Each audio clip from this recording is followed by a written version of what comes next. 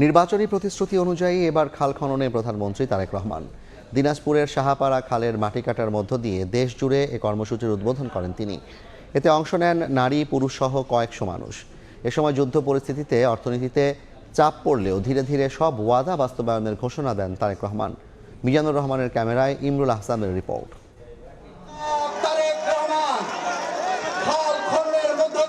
নির্বাচনী প্রতিশ্রুতি এক মাসের মধ্যে খাল খনন কর্মসূচি কার্যক্রম শুরু করলেন। কোদাল হাতে নিজেই খাল খননের উদ্বোধন করলেন জনতার প্রধানমন্ত্রী।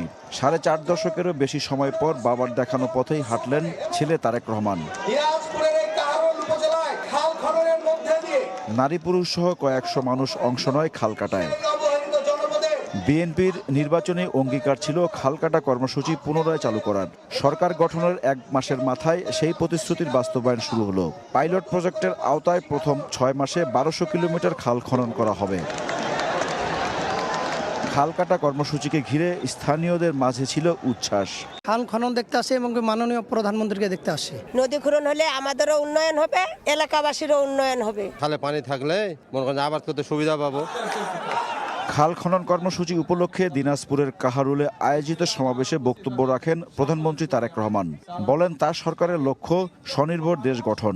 উত্তরাঞ্চলে কৃষি নির্ভর শিল্প গড়ে তোলার প্রতিশ্রুতি দিয়ে প্রধানমন্ত্রী বলেন কৃষিকে সবচেয়ে বেশি গুরুত্ব দিতে চায় তার সরকার। কৃষক ভালো থাকলে, কিষানি ভালো থাকলে এই বাংলাদেশের মানুষ ভালো থাকবে। কাজেই কৃষক ভাইদেরকে আমরা ভালো রাখতে চাই, কিষানি বোনদেরকে আমরা ভালো রাখতে চাই। বাংলাদেশের কৃষিকে আমরা শক্তিশালী ভিত্তির উপরে গড়ে তুলতে চাই। এই এলাকায় আর কি কি কৃষি নির্ভর মিল ইন্ডাস্ট্রি করা যায়, যাতে করে এই এলাকার যারা বেকার যুবক আছে, বোনেরা আছে, তাদের যাতে কর্মসংস্থানের ব্যবস্থা হয়, সেই উদ্যোগ ইনশাআল্লাহ আমরা গ্রহণ করেছি। যুদ্ধ পরিস্থিতির কারণে দেশের অর্থনীতিতে চাপ পড়লেও ধীরে ধীরে বিএনপি সরকারের সব অঙ্গীকার বাস্তবায়নের ঘোষণা দেন প্রধানমন্ত্রী। মধ্যপ্রাচ্য এই যুদ্ধ শুরু হওয়ার কারণে স্বাভাবিকভাবেই দেশের অর্থনীতির উপরে একটু চাপ পড়েছে। তারপরেও যে ওয়াদা করেছি আমরা, সেগুলো কিন্তু আমরা ধীরে ধীরে ইনশাআল্লাহ বাস্তবায়নের কাজ এরই ভিতরে আমরা শুরু করেছি। কৃষক ভাইদের জন্য কিন্তু যেমন সুদ মওকুফ করেছি, আজকে খাল কাটার কাজ শুরু করেছি। একইভাবে মা বোনদের কাছে যেরকম ফ্যামিলি কার্ড দিচ্ছি, কৃষক ভাইদের কাছে আমরা কৃষক কার্ড দিব। মিষ্টি কথা বলে যারা বিভ্রান্ত করছে তাদের ব্যাপারে সতর্ক থাকার আহ্বান জানান তারেক রহমান। বিভিন্ন রকম কথাবার্তা বলে কারা দেশে বিশৃঙ্খলা তৈরি করতে চায়, তাদের বিরুদ্ধে আমাদেরকে সজাগ থাকতে হবে। অনেকে আছে মিষ্টি মিষ্টি কথা বলে কিন্তু বিভ্রান্ত করতে চায়, কিন্তু আমাদের রাজনীতি হচ্ছে কৃষকের উপকার করা। আমাদের রাজনীতি হচ্ছে মা বোনদেরকে স্বাবলম্বী করে তোলা। 5 বছরে 20,000 কিলোমিটার খাল খননের পরিকল্পনা রয়েছে বর্তমান সরকারের। 1977 সালে কোদাল হাতে খাল কাটা কর্মসূচি নেতৃত্ব দিয়েছিলেন তৎকালীন রাষ্ট্রপতি জিয়াউর রহমান। 49 বছর পর বাবার পথই অনুসরণ করলেন বর্তমান প্রধানমন্ত্রী তারেক রহমান। খাল কাটা কর্মসূচির ফলে পানির চাহিদা পূরণের পাশাপাশি পরিবেশের ভারসাম্য রক্ষা ও সবুজ বিপ্লব ঘটবে বলে প্রত্যাশা সবার। ইমরুল আহসান, সময় সংবাদ, কাহারুল, দিনাজপুর। প্রধানমন্ত্রীর মতো কোদাল হাতে খাল খনন কর্মসূচির উদ্বোধন করেন মন্ত্রী ও এমপিরাও। কৃষকরা বলছেন এতে কৃষি, পরিবেশ ও স্থানীয়দের জনজীবনে ঘটবে ইতিবাচক পরিবর্তন। আর মন্ত্রীরা বলছেন শুধু খনন করলেই হবে না, সকলকে সংরক্ষণও করতে হবে। কোদাল হাতে খাল খননের কাজের উদ্বোধন করতে আসেন মন্ত্রী ও এমপিরা। তাদের সঙ্গে ছিলেন সরকারি ও বেসরকারি প্রতিষ্ঠানের কর্মকর্তারা। এ উপলক্ষে সোমবার সকাল থেকে খাল পাড়ে ভিড় সাধারণ মানুষের।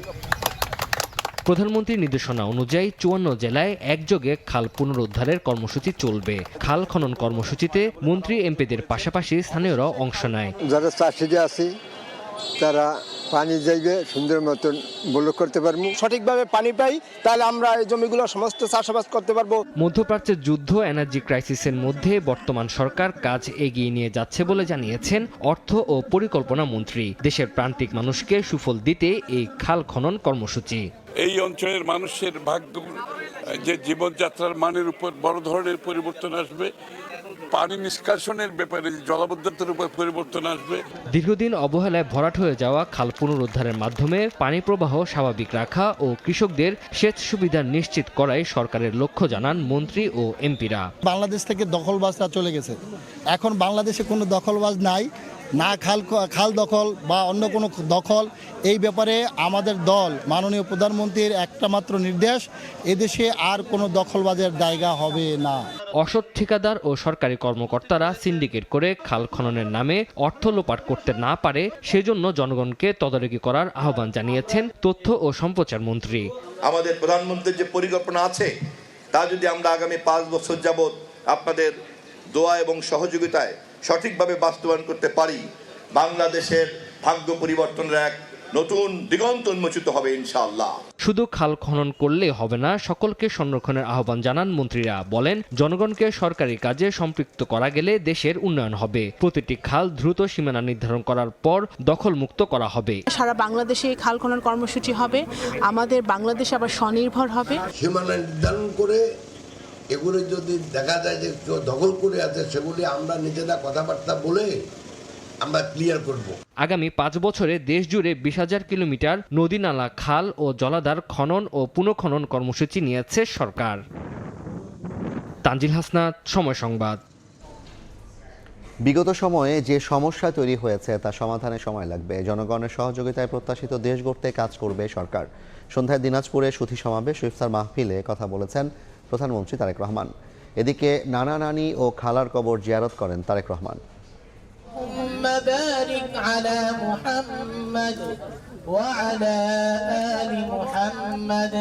প্রধানমন্ত্রী নির্বাচিত হওয়ার পর ঢাকার বাইরে প্রথম সফর তারেক রহমানের। কৈশোরের স্মৃতিবিজড়িত দিনাজপুরে সোমবার দিনভর নানা কর্মসূচি শেষে সন্ধ্যায় শহরের শেখ ফরিদপুর গোরস্থানে নানা ইস্কান্দার মির্জা, নানি তৈয়বা মজুমদার ও খালা খুরশিদজাহান হকের কবর জিয়ারত করেন প্রধানমন্ত্রী। জিয়ারত শেষে তাদের আত্মার মাগফিরাত কামনা করে দোয়া করেন তিনি। বিকালে সার্কিট হাউজের পাশে গোরে শহীদ ময়দানে জেলা বিএনপি আয়োজিত সুধী সমাবেশে যোগ দেন সরকার প্রধান। ইফতারের আগে দেয়া বক্তব্যে তারেক রহমান জানান, আগামী মাস থেকে কৃষক কার্ডের পাইলট প্রকল্প শুরু হবে। সবাইকে ধৈর্য ধরার আহ্বান জানিয়ে তিনি বলেন, আওয়ামী লীগ শাসনামলের সব সমস্যার সমাধান একবারে সম্ভব না। বিগত অনেকগুলো বছর মানুষের যেরকম প্রত্যাশা ছিল দেশ এগিয়ে যাবে, দেশে বিভিন্ন উন্নয়নমূলক কর্মকাণ্ড হবে, সেটি বলা যায় কোথাও তেমন কিছু হয়নি। দেশটি আমাদের, এই দেশটিকে যদি গড়তে হয় আমাদের সকলকেই পরিশ্রম করার মাধ্যমে এই দেশটিকে গড়তে হবে। পরিশ্রম করার আগে আমাদের সকলকে ধৈর্য সহকারে কাজ করতে হবে। প্রত্যাশিত বাংলাদেশ গড়তে তার সরকার কাজ করছে উল্লেখ করে সবার সহযোগিতা চান তারেক রহমান। 15 বছর 16 বছর ধরে যে কাজগুলো হয় আমরা হয়তো 1 মাস 15 মাসে পারবো না। যেই সমস্যা তৈরি হয়েছে এই সমস্যাগুলোকে সমাধান করতেও সময়ের প্রয়োজন আছে। এই সরকারকে আপনারাই গঠন করেছেন, আপনাদের রায়ের মাধ্যমে এই সরকার গঠিত হয়েছে। কাজেই আপনাদের সহযোগিতা থাকলে ইনশাআল্লাহ আপনাদের প্রত্যাশিত বাংলাদেশ গড়ার জন্য এই সরকার রাত দিন সর্বাত্মক চেষ্টা করবে, সর্বাত্মক কাজ করবে। এর আগে দুস্থদের মাঝে ব্ল্যাক বেঙ্গল জাতের ছাগল বিতরণ করেন প্রধানমন্ত্রী। ইমরুল হাসান, সময় সংবাদ, দিনাজপুর। এ নিয়ে আলোচনার জন্য স্টুডিওতে আছেন সহকর্মী ফারুক ভূঁইয়া রবিন। যাচ্ছি তার কাছে। রবিন, আপনাকে স্বাগত জানাই। সাবেক রাষ্ট্রপতি জিয়াউর রহমানের সন্তান তারেক রহমান, তিনি একইভাবে বাবার পদাঙ্ক অনুসরণ করে দেশব্যাপী খাল খনন কর্মসূচির উদ্বোধন করলেন। এই যে খাল খনন কর্মসূচি উদ্বোধন করেছেন, সেখানে তিনি বেশ কিছু কার্যক্রম এবং কথা বলেছেন, একটু বিস্তারিত জানাবেন।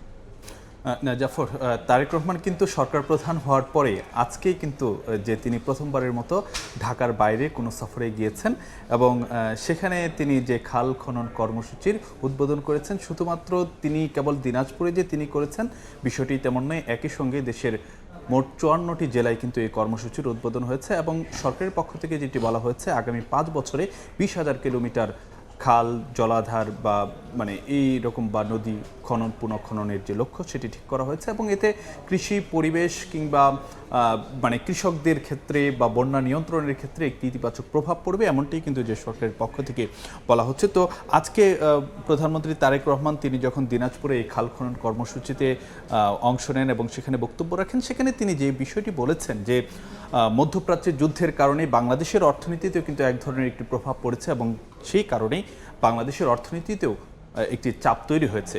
কিন্তু তারপরও যে জনগণের কাছে নির্বাচনের আগে যে প্রতিশ্রুতিগুলো দেওয়া হয়েছিল সেগুলো বাস্তবায়নে একে একে কাজ শুরু করেছে বিএনপি সরকার এবং একই সঙ্গে তিনি কিছু উদাহরণও তুলে ধরেছেন। সেগুলো একদিকে যেমন খাল খনন কর্মসূচির কথা বলেছেন, ঠিক একইভাবে তিনি বলেছেন সুদসহ কৃষি ঋণ মওকুফ করা কিংবা যে ফ্যামিলি কার্ড বিতরণ শুরু করা এবং আগামী মাস থেকে যে কৃষি কার্ড বিতরণ করা শুরু হবে সেই প্রসঙ্গগুলো তিনি তুলে ধরেছেন এবং একই সঙ্গে তিনি বলেছেন যে বর্তমান সরকার সেটি যে কৃষকের বন্ধু এবং একই সঙ্গে যে বাংলাদেশের কৃষিকে একটি শক্তিশালী ভিত্তির উপর ভিত গড়ে দেওয়ার অঙ্গীকার তিনি সেখানে করেছেন।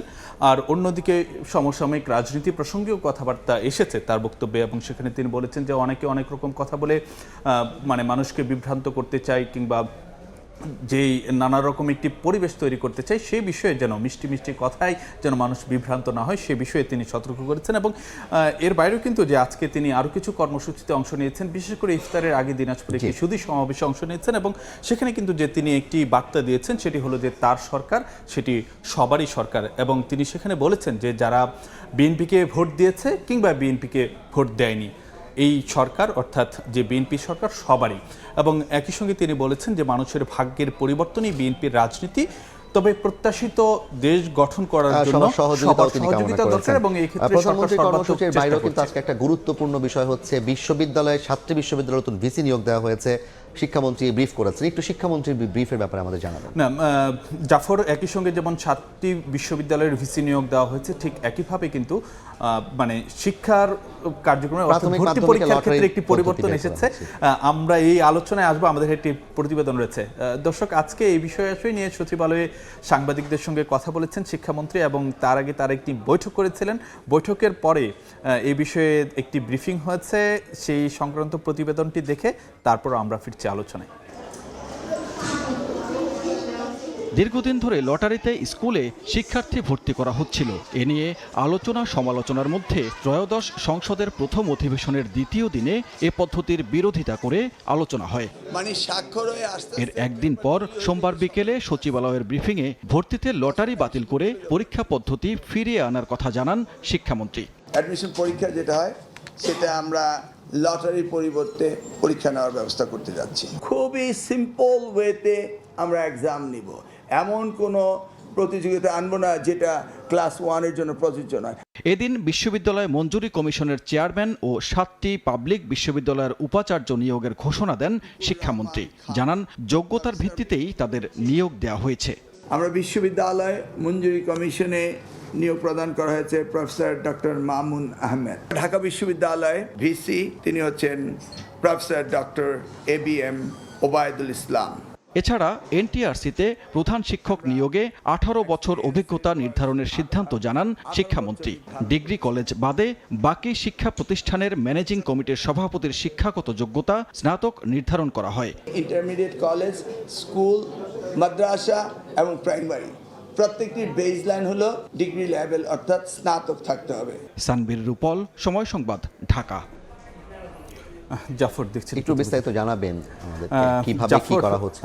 একটি বিষয় কিন্তু যে মানে ভর্তি পরীক্ষা নিয়ে নানান রকম একটা সময় নানান রকম আলোচনা কিন্তু ছিল, তারপরে একটা পর্যায়ে কিন্তু যে লটারি পদ্ধতিতে যাওয়া হয়েছিল যে স্কুলে ভর্তির ক্ষেত্রে, তো সেই জায়গাতে আজকে সরকারের পক্ষ থেকে মানে নানান বেশ কিছুদিন যাবতীয় কিন্তু যে একটা আলোচনা চলছে যে লটারি পদ্ধতি থাকবে নাকি যে মানে ভর্তি সংসদে কিন্তু যে গতকাল সেটি নিয়ে আলাপ আলোচনা হয়েছিল। তো আজকে শিক্ষামন্ত্রী তিনি যে কথাটি বলছেন যে মানে লটারি পদ্ধতি সেটি বাতিল করা হচ্ছে এবং আসছে বছর থেকে অর্থাৎ সামনের বছর থেকে যে স্কুলে যে ভর্তি পরীক্ষা সেটি প্রথম শ্রেণী থেকে শুরু করে নবম শ্রেণী পর্যন্ত সব পর্যায়ে পরীক্ষার ভিত্তিতে স্কুলে ভর্তি হবে। তবে জাফর, একটি বিষয় কিন্তু যে দীর্ঘদিন যাবতীয় একটি আলাপ আলোচনা মানে একটি যখন ভর্তি পরীক্ষা চলছিল বা অর্থাৎ ভর্তি পরীক্ষার ভিত্তিতে যখন স্কুলে ভর্তি হতো তখন কিন্তু একটি আলোচনা ছিল যে কোচিং নির্ভরতা কিংবা ভর্তি বাণিজ্য এরকম নানান কিছু আলোচনা বা সমালোচনা ছিল। তো সেই বিষয়টি কিন্তু আজকে সাংবাদিকরা শিক্ষামন্ত্রীর দৃষ্টি আকর্ষণ করেছিলেন